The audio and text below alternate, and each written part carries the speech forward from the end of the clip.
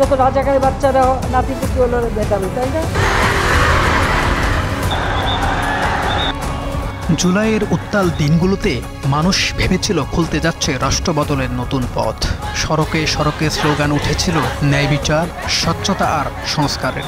গণমানুষের সেই বিপ্লবের শক্তি বদলে দিয়েছিল দেশের রাজনৈতিক দৃশ্যপট। নতুন বাংলাদেশের স্বপ্নে তাই দিন গুনতে থাকে সাধারণ মানুষ।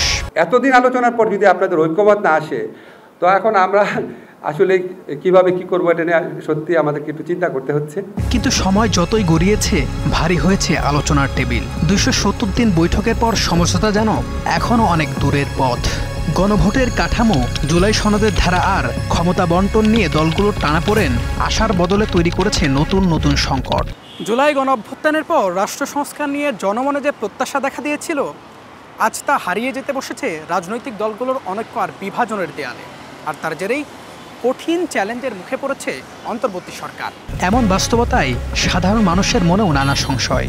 অন্তর্বর্তীকালীন সরকারের হয়তো কিছুটা ব্যর্থতা, তারা পারছেন না এই মানুষগুলোকে একটা জায়গায় বারবার আনার পরেও একটা মতামতে তারা আসতে পারছেন। মনে করেন একটা বৈঠক, আর বৈঠকটা যদি একতা না হয় তো হারাদিন টোল পেটাইলে কোনো কাজ হইব?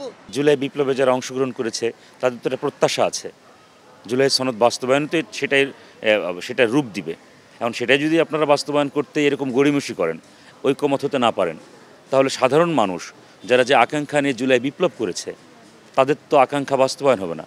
সরকার তাহলে সেই সংকটগুলো জনগণের সামনে যদি উপস্থাপন করে, তাহলে আমরা জনগণের সিদ্ধান্ত নিব আসলে কি করতে হবে। তাদের পর্যবেক্ষণ, রাজনৈতিক দলগুলো জনগণের কথা না ভেবে ব্যস্ত ক্ষমতার চেয়ার নিয়ে। এর ফলে পতিত স্বৈরাচারের ফিরে আসার সুযোগ তৈরি হচ্ছে বলেও মত তাদের।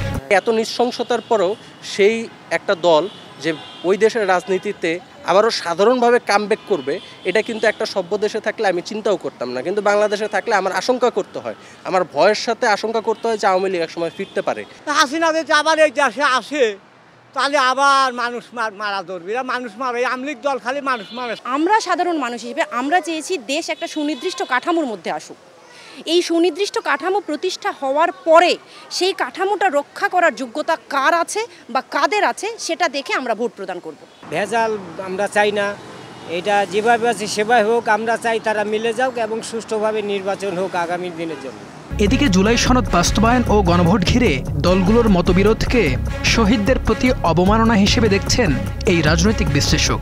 বলছেন অনৈক্যের ফলে শেষ পর্যন্ত বিলম্বিত হতে পারে জাতীয় নির্বাচন। জাতীয় যে নির্বাচন সেটিকে প্রলম্বিত করার জন্য একটা সুস্পষ্টভাবে একটা কার্যক্রম পরিচালিত হচ্ছে এবং সরকারের পক্ষ থেকেও এই কথা বলা হচ্ছে যে নির্বাচনকে বানচাল যথাসময়ে না করার ব্যাপারে একটা বৃহৎ শক্তিগুলো কাজ করছে। আমাদের অনুরোধ থাকবে বিএনপির প্রতি, তারাও আলোচনার মধ্য দিয়ে এটার একটা সমাধানের দিকে যাবে, জামাতের প্রতিও একটা আহ্বান থাকবে এবং সর্বোপরি এখানে সরকারের সবচেয়ে বড় গুরুত্বপূর্ণ ভূমিকা থাকবে। এত আলোচনার পরও যে রাজনৈতিক বিভাজন, তাতে অন্তর্বর্তী সরকারেরও দায় দেখছেন অধ্যাপক সিদ্দিকুর রহমান খান। সংকট উত্তরণে তাই ডক্টর ইউনূস সরকারকেই দ্রুত কার্যকরী ভূমিকা পালনের তাগিদ তার।